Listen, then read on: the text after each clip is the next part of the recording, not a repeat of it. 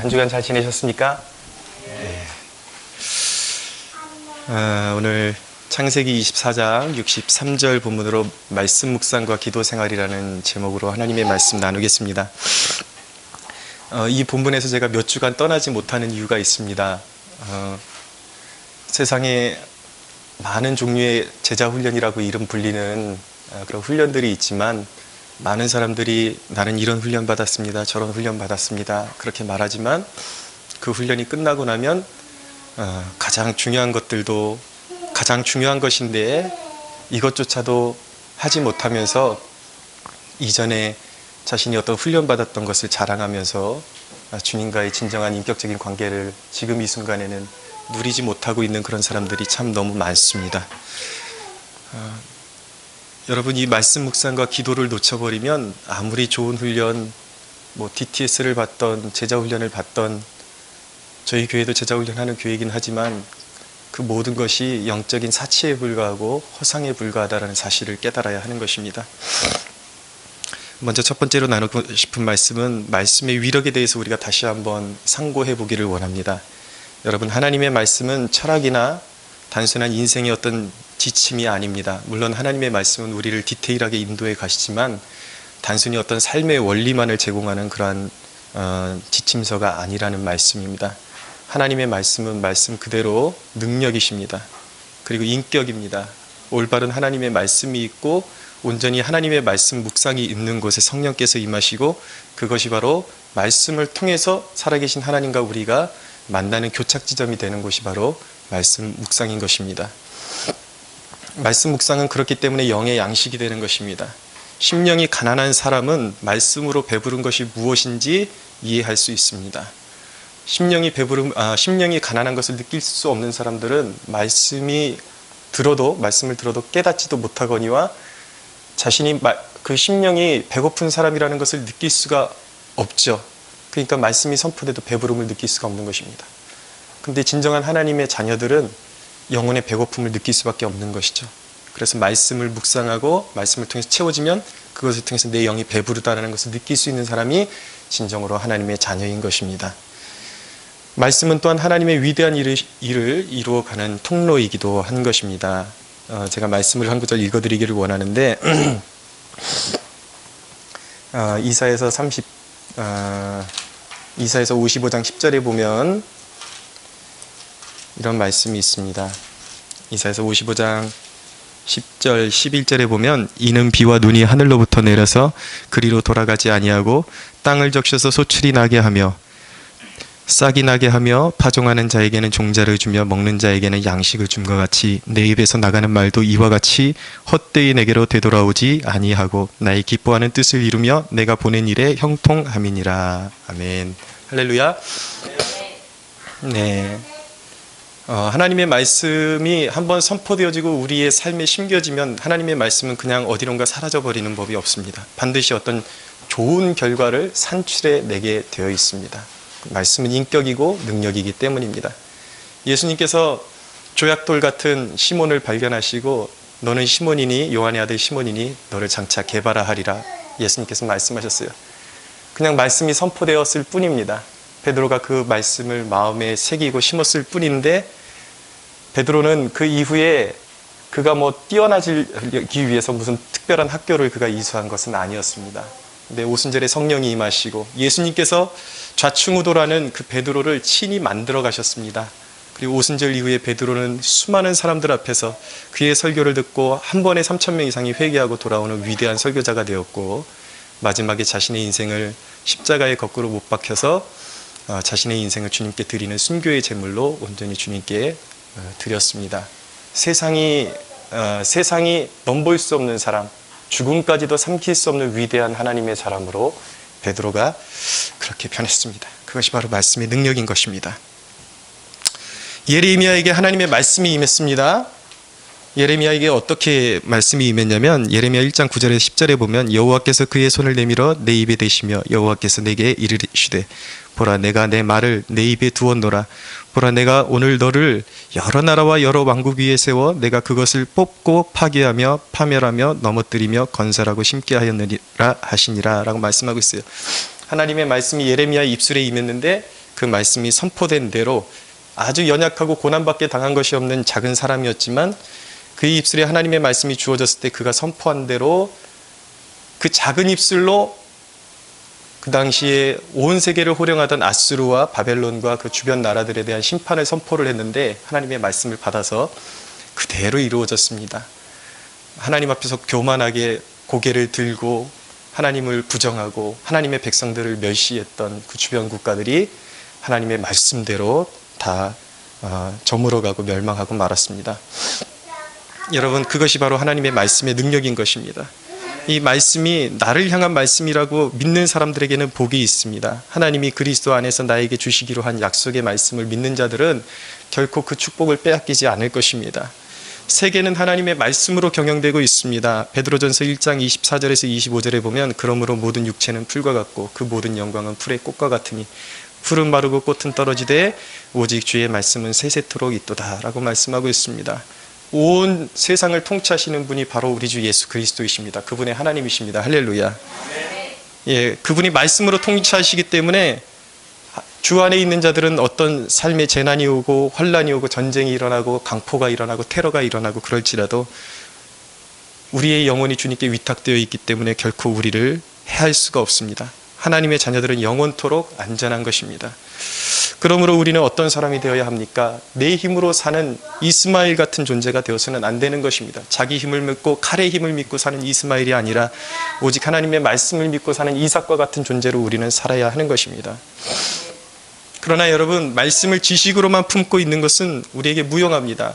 지식은 교만하게 하고 냉랭하게 하고 거기에는 생명력이 없습니다. 말씀을 품었으면 무엇을 해야 되는가? 오늘 가장 중요한 대목으로 들어가는데 말씀을 품은 사람은 기도해야 한다라는 것입니다. 말씀을 품었으면 기도해야 됩니다. 왜입니까?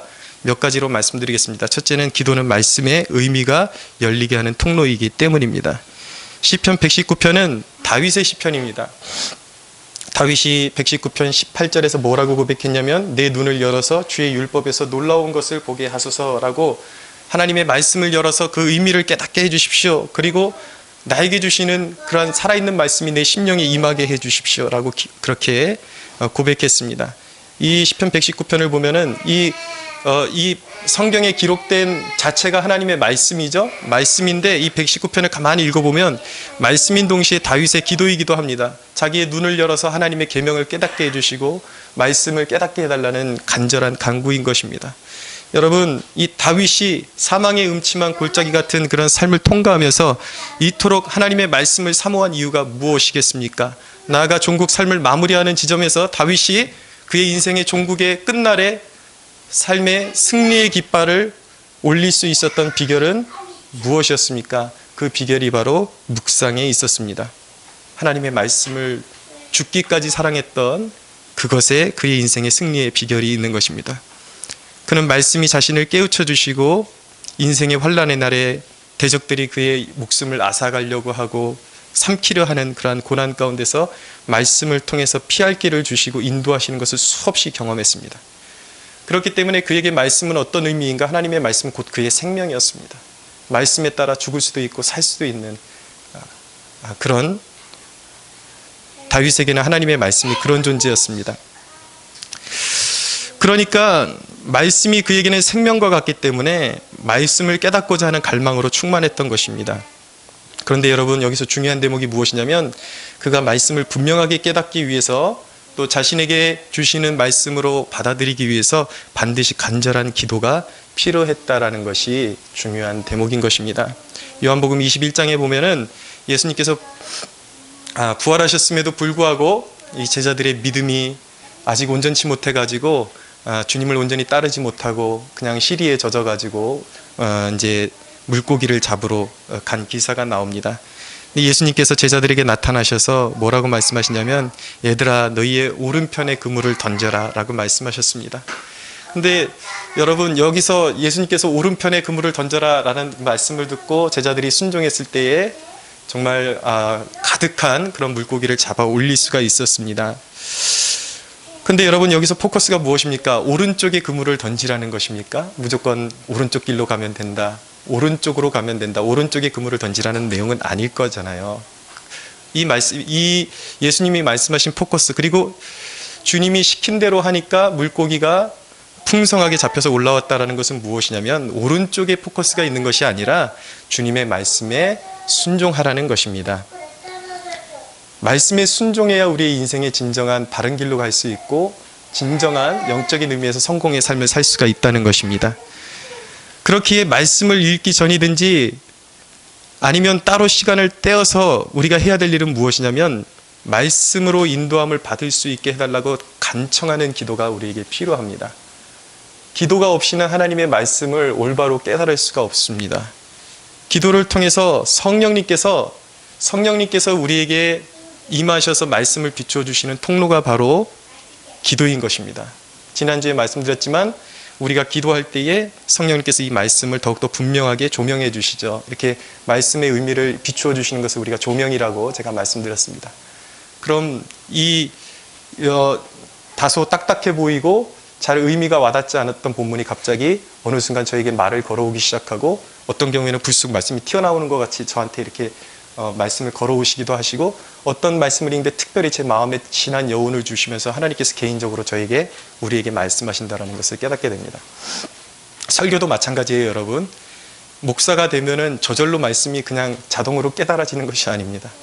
얼마나 산고의 아픔을 치르고 제가 이 자리에 서는지 여러분들 아십니까? 이 원고 한 장을 쓰기 위해서 얼마나 진통을 하고 애를 낳는 그런 몸부림을 치고 올라오는지 아십니까? 여러분, 은혜는 어떤 경우에는 하나님이 말씀을 그냥 이렇게 저에게 필요한 말씀을 주시기도 하시지만 진정으로 가치 있는 말씀은 기도하게 하십니다. 저 같은 경우도 목회자들도 다 마찬가지예요. 무릎 꿇고 엄청난 기도의 그 고충을 통했을 때 기도하면 놀라운 사실을 경험하게 됩니다. 진짜 이 안개가 개이면서 내 무지한 눈이 떠지면서 이 말씀이 그 기도 전에는 성령님께서 비추어 주시기 전에는 그냥 하나의 그냥 기록물이에요. 기록물처럼 보여요. 그래서 딱딱하고 뭔지 잘 모르겠어요. 근데 충분한 기도를 통해서 성령님께서 마음문을 열어주시면 이것이 우리 시대에 지금 나의 당면한 삶 가운데 그리고 문제 가운데 어떻게 적용해야 될지 그것이 어떤 관계를 갖고 있는지 문을 확 열어주십니다. 그래서 깨닫게 돼요. 목회자뿐만 아니라 여러분 모두에게 약속이 된 그러한 약속임을 믿어야 하는 것입니다. 그래서 기도해야 말씀의 의미가 열린다. 그렇기 때문에 말씀을 품은 사람은 반드시 기도해야 한다는 것입니다. 두 번째, 왜 말씀을 품은 사람이 기도해야 합니까? 기도로 말씀이 실현되기 때문입니다. 구약의 이사야에 보면 아수르의 사네립이라는 이 왕이 히스기야와 하나님을 조롱했습니다. 유다 백성들을 조롱했습니다. 이사야서에 있는 말씀을 좀 제가 인용하기를 원하는데 그때 이제 히스기야가 이제 유다가 멸망할 수 있는 위기를 어떻게 이기게 되는지, 어떻게 그 위기의 강을 건널 수 있게 되는지 그 대목을 좀 말씀드리고 싶은 거예요. 굉장히 공고했습니다. 아수르는 그 당시에 세계를 제패한 대국이었고 유다는 이제 거의 이미 이제 멸망으로 가고 있는 기울어질 대로 기울어져 가는 그런 약한 나라였습니다. 상대가 되지를 않죠. 그런데 히스기야가 이사야 선지자를 통해서 기도를 부탁했습니다. 하나님이 우리 유다를 향하신 어떤 계획을 가지고 계신지 알고 싶다고 그렇게 기도를 부탁했더니 하나님께서 이사야를 통해서 말씀을 주신 거예요. 그것이 바로 이 구절입니다. 이사야가 그들에게 이르되 너희는 너희 주에게, 그러니까 이제 히스기야의 신하들한테 지금 이렇게 이야기하는 것입니다. 너희 주에게 이렇게 말하라. 여호와께서 이같이 말씀하시되 너희가 들은 바 아스루 왕의 종들이 나를 능욕한 말로 말미암아 두려워하지 말라. 보라, 내가 내 영을 그의 속에 두리니 그가 소문을 듣고 그의 고국으로 돌아갈 것이며 또 내가 그를 그의 고국에서 칼에 죽게 하리라 하셨느니라 하니라 라고 하나님의 말씀이 임했어요. 그래서 이제 히스기야의 신하들을 통해서 이 말씀이 히스기야에게 전달이 됩니다. 근데 문제는 무엇이냐면 하나님의 말씀이 임했음에도 불구하고 문제가 해결되지 않았어요. 당장에는 오히려 그 반발이 더 거세졌습니다. 더 그들이 이를 악물고 달려들기 시작했고 또 이제 위협하는 편지를 히스기야 왕에게 이제 보내게 되었습니다. 그러면서 하나님을 막 조롱하고 하나님의 백성들을 조롱하며 히스기야 왕의 말을 듣지 말라고 조롱하며 막 모함하고 이루 말할 수 없는 비방으로 하나님의 이름을 욕되게 했습니다. 그랬을 때에 그 편지를 받고 대적들의 편지를 받고 히스기야가 어떻게 했냐면 자, 여기서 중요한 대목은 무엇이냐면 말씀을 받았는데도 불구하고 오히려 그들의 저항이 더 거세졌다라는 거예요. 당장의 문제가 해결되지 않았다라는 것입니다. 그런데 히스기야가 그들의 그 대적들의 편지를 받고 그들의 편지를 여호와의 전에 올려놓고 앞에 펴놓고 그가 직접 이제 무릎을 꿇고 기도하기 시작합니다. 그가 기도했을 때에 어떻게 되냐면 하나님께서 그의 기도를 받으시고 이사야를 통해서 이렇게 말씀하십니다.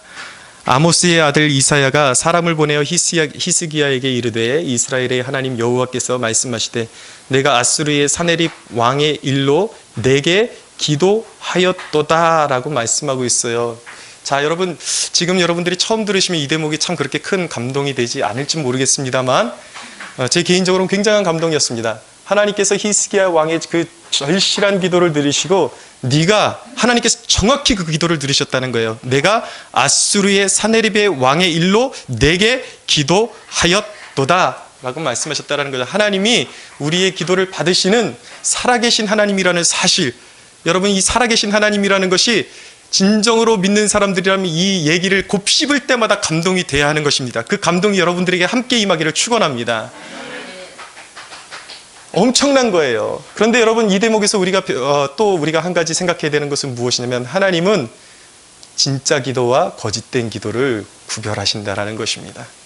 우리가 평상시에 기도한다고 하지만 형식적인 기도하고 혼이 빠진 기도를 하고 그럴 때에 그 기도가 하나님 앞에 무기력한 기도가 될 수가 있어요. 왜냐하면 하나님께서 귀가 없어서 못 들으시는 것이 아니라 하나님은 그 기도 자체보다도 그의 진실한 마음을 받기를 원하시기 때문입니다. 하나님은 상한 마음을 사랑하시고 그 마음에 진정한 애통하는 마음에서 나오는 기도를 들으시기를 원하시기 때문에, 그렇기 때문에 하나님께서는 우리의 심령에서 진짜 기도가 우러나올 때까지 하나님께서는 우리를 지켜보고 계시죠.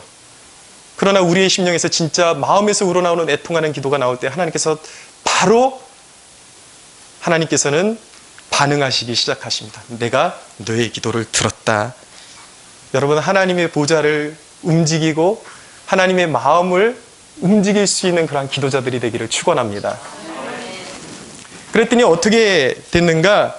하나님께서 히스기야의 기도를 받으셨어요. 그 절대절명의 순간에 히스기야의 기도를 받으시니까 하나님께서 그대로 말씀하신 대로 그대로 이루십니다. 어떻게 이루시는가?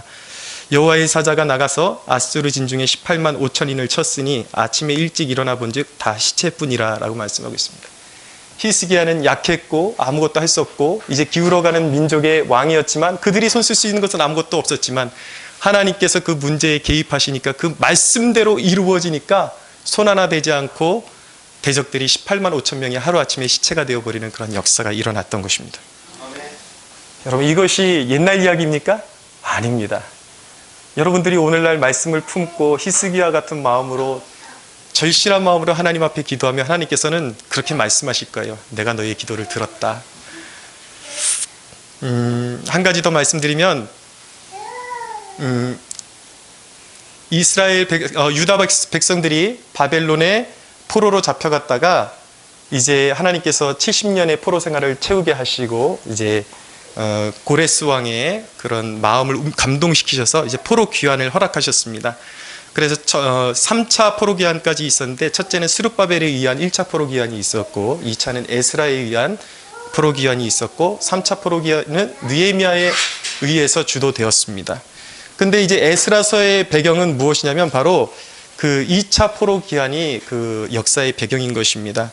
이제 에스라 선지자를 통해서 이스라엘 백성들이 이제 다시 유다 땅으로 돌아오게 되었습니다. 근데 이제 포로되었던 백성들을 이제 에스라가 품고 같이 이제 돌아와야 되는데 그 길이 너무 험난하고 그런 강도와 대적들과 그런 짐승의 위협과 여러 가지 위협들이 그렇게 도사리고 있었습니다. 근데 이제 그 에스라의 마음 가운데 고민이 생기는 거예요. 이것을 그 당시에 에스라가 섬기던 왕이 아닥사스다 왕이었는데 이것을 왕에게 구해서 병사들을 구해야 할지 고민하다가 그가 어떻게 그가 어떻게 하기로 결정하냐면 위험을 무릅쓰고 병사를 요청하지 않기로 그렇게 결정을 합니다. 그 대목이 어디냐면은 에스라 8장 22절인데 이는 우리가 전에 왕에게 아뢰기를 우리 하나님의 손은 자기를 찾는 모든 자에게 선을 베푸시고 자기를 배반하는 모든 자에게는 권능과 진노를 내리신다 하였으므로 길에서 적군을 막고 우리를 도울 보병과 마병을 왕에게 구하기를 부끄러워하였음이라 라고 말씀하고 있는 거예요. 이전에 이 에스라가 이 유다 백성들이 포로 신분임에도 불구하고 왕에게 우리 하나님은 전능하신 하나님이요 우리가 하나님의 말씀을 통해서 율법을 통해서 배운 하나님은 전능하신 하나님이요 악인들을 진멸하시는 하나님이요 온 세계가 주님의 손에서 통치되는 것입니다 라고 그렇게 그들이 전했거든요. 일종의 전도인 것이죠. 그렇게 전했는데 이제 결정적인 순간에 만약에 이 세상 왕에게 도움을 구하면은 앞뒤가 맞지 않게 되는 거예요. 그래서 만약에 거기다 이 왕에게 도움을 구하면 우리 하나님의 존엄하신 그 영광이 실추될 수 있고 하나님의 그 영광이 깎일 수 있다는 두려움에 사로잡히게 된 것이죠. 경건한 두려움인 것입니다.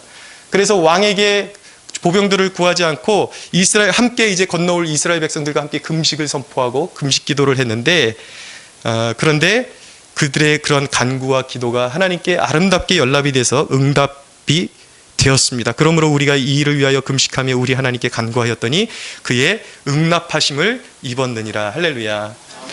여러분 절박할수록 세상에 손대밀지 않고 하나님을 의지하는 신앙 바로 우리가 배워야 할 신앙인 줄로 믿습니다. 세상에 나약해지지 마십시오.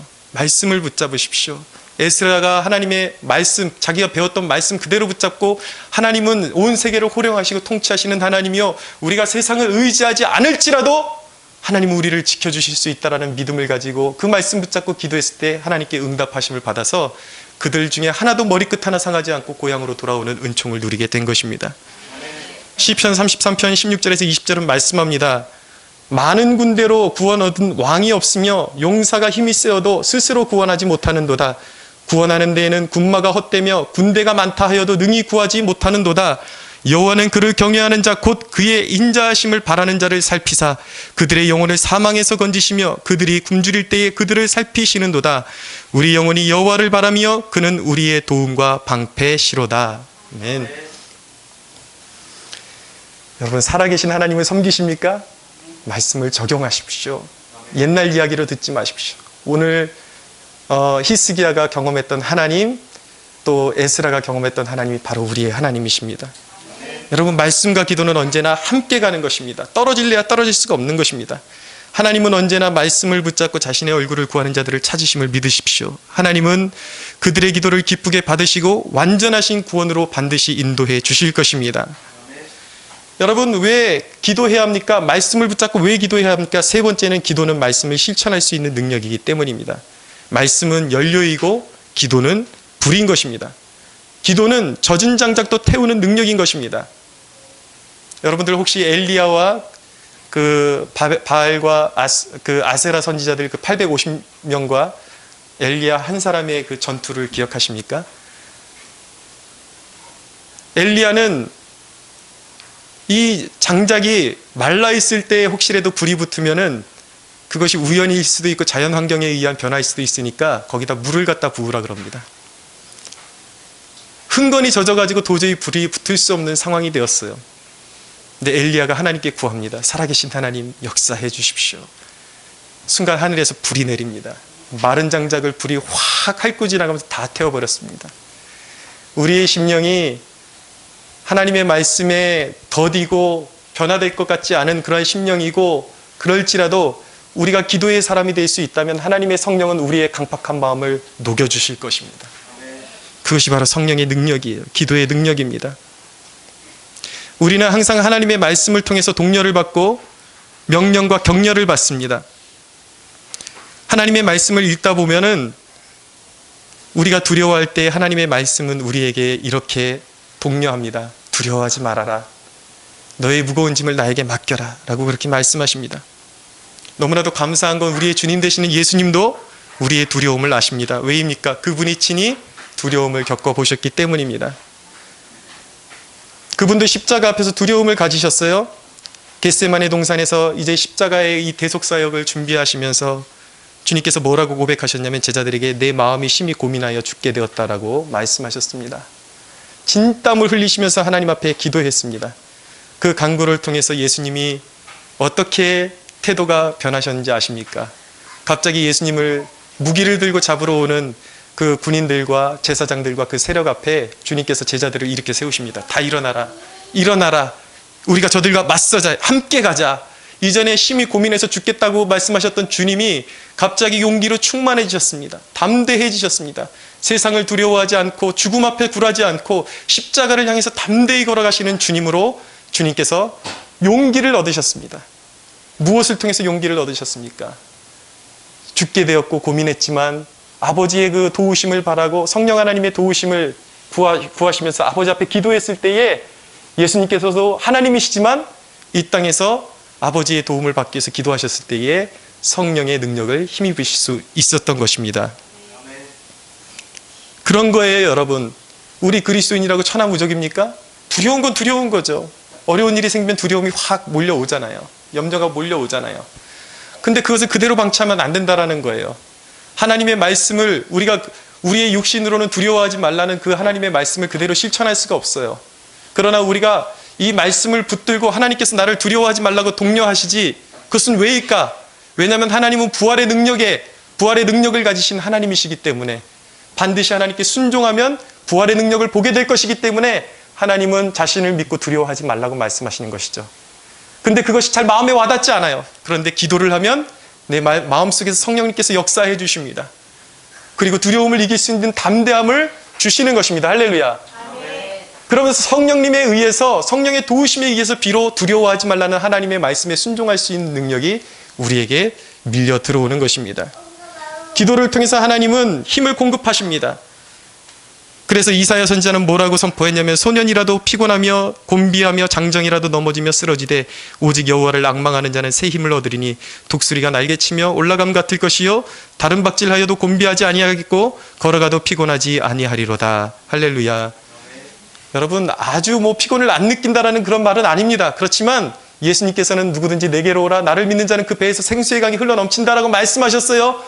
기도하면 예수님께서 피곤한 우리가 세상을 딛고 일어서서 계속해서 걸어갈 수 있도록 지속적인 승리할 수 있는 힘을 날마다 우리에게 공급해 주신다라는 것입니다.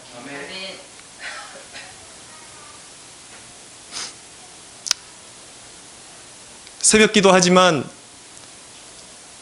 여러분들 앞에서 정직하게 말씀드리면 제가 목사이기 때문에 새벽 기도하는 것은 아닙니다.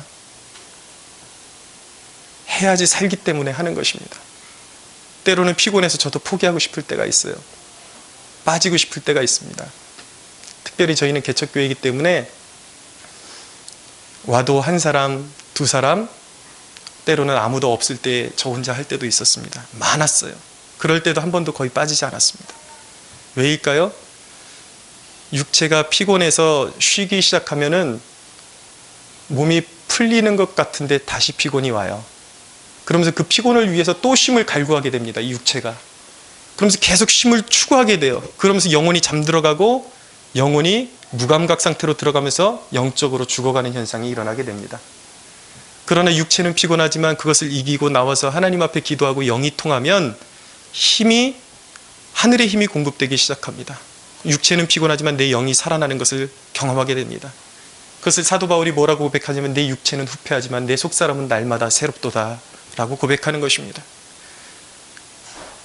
여러분, 우리가 이 땅을 살아가는데 이 유혹 많고 시험 많은 세상 가운데서 우리의 힘으로 결코 살아갈 수 없어요. 육체에 속으면 안 되는 것입니다. 어둠의 영에게 속으면 안 되는 것입니다. 육체와 어둠은 계속 쉬자고 이야기하는 것입니다. 거기에 속으면 안 돼요. 영으로 살아야 하는 것입니다. 성령의 능력으로 살아야 하는 것입니다. 여러분, 말씀과 기도는 우리의 구원에 견인하는 연료임을 우리가 깨달아야 합니다. 말씀과 기도는 단순한 평안과 부요만을 위한 것이 결코 아닌 것입니다. 예수님이 한 비유를 주셨는데, 슬기로운 처녀 5명과 미련한 처녀 5명에 관한 그런 비유가 있습니다. 근데 신랑을 맞이하기 위해서 이들이 이제 임명이 되었는데, 신랑이 생각보다 더디 오는 거예요. 근데 슬기로운 처녀 5명은 지금 등불에다가 여분의 기름을 더욱더 준비하고 있었습니다. 근데 미련한 처녀 5명은 이제 곧 오시겠지 그러면서 기름을 채우지 않았어요. 근데 신랑이 더디오다 보니까 이 미련한 처녀들의 그 불이 꺼져갔습니다. 근데 신랑이 도착할 때쯤에 완전히 꺼져가는 거예요. 그러니까 기름이 없어요. 근데 슬기로운 처녀들은 기름이 더 있어서 더 많았기 때문에 이제 여분이 있었기 때문에 거기다 계속 이제 기름을 넣어서 불이 꺼지지 않게 했습니다. 결국은 미련한 처녀들은 그 불을 살리기 위해서 기름을 사러 간 사이에 신랑이 왔고 그 사이에 천국문이 열리면서 슬기로운 처녀 5명은 천국에 들어가게 되고 미련한 처녀 5명은 밖에서 이를 갈며 통곡하는 그러한 역사가 일어났습니다. 여러분, 이 미련한 처녀 5명은 처음에는 어느 정도 기도 생활을 하는 것 같았던 사람들이었습니다. 분명히 불이 켜져 있는 것 같았어요. 무슨 말씀입니까? 어떤 집회와 예배를 참석했는데 감동이 있어요. 기도하니까 좋구나. 시작을 했어요. 근데 그게 지속이 안 돼요. 어느 날 보니까 세상이 더 좋고 세상이 더 즐거워요. 그러니까 기도와 말씀을 포기했어요, 이들은. 그들은 말씀과 기도가 있기는 했지만 어느 시절에는 주님과의 인격적인 교제가 말씀과 기도 가운데 일어나지 않았습니다. 그리고 어느 순간 자신의 삶이 어느 순간 보니까 자기의 힘으로 살아가고 있는 자신들을 발견하게 된 거예요. 주님과의 인격적인 교제가 없었습니다. 그래서 그들의 믿음이 진짜라는 것이 밝혀지지를 못하고 결국 그들의 믿음이 일시적인 믿음이었고 가짜라는 것이 밝혀지게 되면서 결국은 천국에 들어가는데 실패하고 말았습니다. 여러분, 하나님이 자녀들에게 끝까지 구원을 완성하시기 위해서 심어두신 마음이 무엇이냐면 경건을 추구하는 마음이에요. 자, 지금 제가 이 말씀을 드리는 이유는 가장 중요한 대목입니다. 말씀과 기도는 그냥 크리스천의 삶의 하나의 패턴이 아닌 것입니다. 우리의 생명과 직결되어 있는 거예요. 우리가 이 목마름을 느낄 수 없다면 진단해 봐야 돼요. 왜일까? 나는 왜 이 목마름이 없을까? 나는 왜 말씀을 추구하지 않고 기도 생활을 추구하는 마음이 없을까? 여러분들이 살고자 하면 냉랭해지셔야 돼요. 어쩌면 여러분들이 구원받지 못한 사람일 수도 있다는 것을 냉정하게 판단해야 됩니다. 그러나 감사하게도 하나님께서 여러분들이 오늘이라는 시간을 주셔서 회개할 기회를 주셨습니다. 오늘 무릎 꿇고 엎드리고 주님의 자비를 구하면 주님께서 문을 열어주실 것입니다. 할렐루야. 아멘. 여러분, 경건을 추구하는 마음이 있어야 돼요. 그것이 바로 예수님께서 말씀하셨잖아요. 심령이 가난한 자는 복이 있다. 의에 줄이고 목마른 자는 복이 있다. 그게 뭐예요? 하나님의 말씀에 줄이고 하나님의 은총에 줄인 마음이잖아요. 그것이 있어야지 정상이라니까요. 그것이 없으면 가짜라는 것입니다. 오늘 이 말씀 앞에서 우리가 겸허해지기를 원하고, 말씀과 기도 생활이 단순히 크리스천의 어떤 매너요, 삶의 그냥 단순한 패턴이 아니라 사느냐 죽느냐 하는 문제임을 여러분들이 꼭 기억하시기 바랍니다. 여러분, 이 마음 진짜 주님을 원하고 기도하기를 원하고 말씀을 원하는 사람들이 예배하는 태도가 달라요. 예배 시간이 끝나기만을 바라지 않습니다. 그들은 더 기도하고 싶고 더 듣고 싶고 나를 쳐서 깨우고 싶고 더욱더 목마름을 채우고 싶어하는 사람들이 말씀에 줄이고 기도에 줄인 사람들이에요.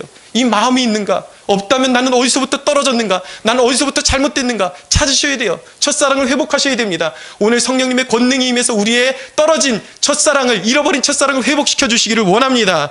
아멘. 여러분에게 그 마음인지를 점검하십시오. 그리고 진정으로 주님을 추구하고 찾는 마음을 부어달라고 하나님 앞에 겸손히 구할 수 있게 되기를 원합니다. 우리 하나님께 영광의 박수 올려드리겠습니다.